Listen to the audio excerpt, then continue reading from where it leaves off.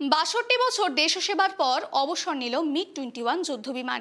১৯৬৫ ও ১৯৭১-এর যুদ্ধে সাহসিকতার সঙ্গে লড়েছিল এই যুদ্ধবিমান। সময়ের সাথে দুর্ঘটনা বেড়ে যাওয়ায় বন্ধ হচ্ছে এর ব্যবহার। মিগের জায়গায় নিচ্ছে আধুনিক দেশীয় তেজস যুদ্ধবিমান।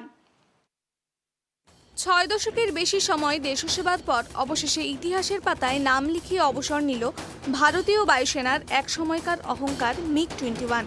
চণ্ডীগড় বায়ুসেনা ঘাঁটিতেই ৬২ বছর আগে প্রথমবারের মতো অবতরণ করেছিল এই রান্নাঘরের কথা নয়, যুদ্ধের এক নির্ভীক যোদ্ধা। ঠিক একই স্থানে এবার তার সমাপ্তির অনুষ্ঠান অনুষ্ঠিত হয়।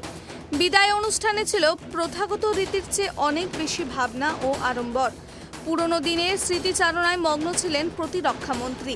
তিনি স্মরণ করলেন, যখনই আমরা কোনো ঐতিহাসিক অপারেশনে গিয়েছি, মিগ-21 আমাদের তীর্থস্তম্ভ হয়ে থেকেছে। সাহস, ত্যাগ আর দেশের গৌরব, এসবের সঙ্গে মিগের একটু অটুট সম্পর্ক ছিল। এটি কেবল একটি যুদ্ধ বিমান নয়, ভারত ও রাশিয়ার বন্ধুত্বেরও প্রতীক বটে। ১৯৬৫ ও ১৯৭১ সালে প্রেক্ষাপট তুলে ধরে অনুষ্ঠানস্থলে কৃত্রিম যুদ্ধদৃশ্য সাজানো হয়। চণ্ডীগড় ঘাঁটিতে সেদিন এক অভিনব মহড়ার আয়োজন করা হয়েছিল, যেখানে দেখানো হয় কিভাবে মিগ শত্রু বিমান বাহিনীর বিরুদ্ধে লড়েছে এবং কয়েকটি F-16 ধাঁচের হুমকিকে উড়িয়ে দিয়েছে। মিগ-21 যুক্ত হয়েছিল ভারতীয় বায়ুসেনার মাত্র ২ বছরের মধ্যেই, যখন রাডার ও আধুনিক যুদ্ধকৌশল এখনকার মতো সুশৃঙ্খল ছিল না। তবুও সে কঠিন পরিস্থিতিতেই অসাধারণ কর্মকাণ্ড দেখিয়েছিল। মিগ-21 বহু সময়ে ভারতীয় আকাশসীমার রক্ষক ছিল। মোট প্রায় ৯০০টি মিগ-21 ভারতীয় বায়ুসেনার কাছে এসেছে, যার মধ্যে ৬৬০টি ভারতেই নির্মিত। ধাপে ধাপে বেশিরভাগ পুরনো মেশিন বাতিল হওয়ায় এখন মাত্র ৩৬টি বিমানই বাকি ছিল। সবগুলোই এখন অবসরে পাঠানো হচ্ছে।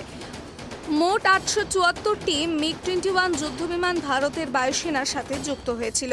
১৯৬৫ ও ১৯৭১ সালের যুদ্ধ, ১৯৯৯ সালের কার্গিল সংঘাত ও ২০১৯ সালের বালাকোট অভিযানে এই বিমান অসীম সাহসিকতার পরিচয় দিয়েছে। তবে দীর্ঘদিনের ব্যবহার ও ক্রমবর্ধমান দুর্ঘটনার কারণে অবশেষে এই ঐতিহাসিক যুদ্ধবিমানকে অবসরে পাঠানো হচ্ছে। अनेक वीरतापूर्ण कृत्यों का साक्षी रहा है।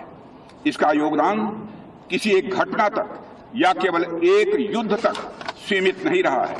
1971 के वार से लेकर कारगिल के युद्ध तक या फिर बालाकोट एयर स्ट्राइक से लेकर ऑपरेशन सिंदूर तक ऐसा कोई क्षण नहीं रहा जब मिग-21 ने हमारी आर्म्ड फोर्सेस को जबरदस्त मजबूती न प्रदान की हो। 1971 का वार भला कौन भूल सकता है। मिग-21 ने पाकिस्तान के साथ युद्ध के दौरान विपरीत परिस्थितियों में जिस दिन ढाका के गवर्नर हाउस पर हमला किया, उसी दिन उस युद्ध के परिणाम की रूपरेखा तय कर दी गई। इसके अलावा भी इसके लंबे इतिहास में अनेक ऐसे मौके आए जब मिग-21 ने अपनी डिसाइसिव कैपेसिटी साबित की है। साथियों, कोई भी ऐतिहासिक मिशन हो, हर बार मिग-21 ने तिरंगे का सम्मान बढ़ाया है। इसलिए यह फेयरवेल हमारी कलेक्टिव मेमोरीज का भी है और हमारे नेशनल प्राइड का भी है और इस जर्नी का भी है जिसमें करेज, सैक्रिफाइस और एक्सेलेंस की कहानी लिखी गई है। তবে মিগ-21কে বিদায় দেওয়ার মানে হলো সামরিক ক্ষমতার ক্ষয় নয়, এর জায়গায় সামনে আসছে নতুন প্রজন্মের প্রযুক্তি। দেশীয় তেজস মার্ক ১-এ ৪.৫ জেনারেশনের এই হালকা ও দ্রুত বিমানে রয়েছে আধুনিক অস্ত্র ও মারণ ক্ষমতা, যা ভবিষ্যতে আকাশসীমার রক্ষার কাজ করবে। একই সঙ্গে মিগ-21-এর দীর্ঘ সেবাকালে দুর্ভাগ্যজনক কোনো কাহিনীই নেই। ১৯৭১ সাল থেকে এই বিমান মডেলের সঙ্গে যুক্ত প্রায় ৪০০টি দুর্ঘটনা ঘটেছে, যার ফলশ্রুতিতে ২০০-রও বেশি পাইলট এবং ৫০-এরও বেশি নিরপরাধ নাগরিক প্রাণ হারিয়েছেন। এই সংখ্যাগুলো স্মরণ করায় মিগ-21 শুধু গৌরব নয়, অনেক ত্যাগ আর শোকেরও স্মারক। মিগ-21 চলে গেল, কিন্তু ইতিহাস থেকে বিদায় যায় না। আর তার বাজিমাতো ত্যাগ, সেগুলি থেকে এখনও শেখার অনেক কিছু বাকি। Bureau report, live TV Bangla.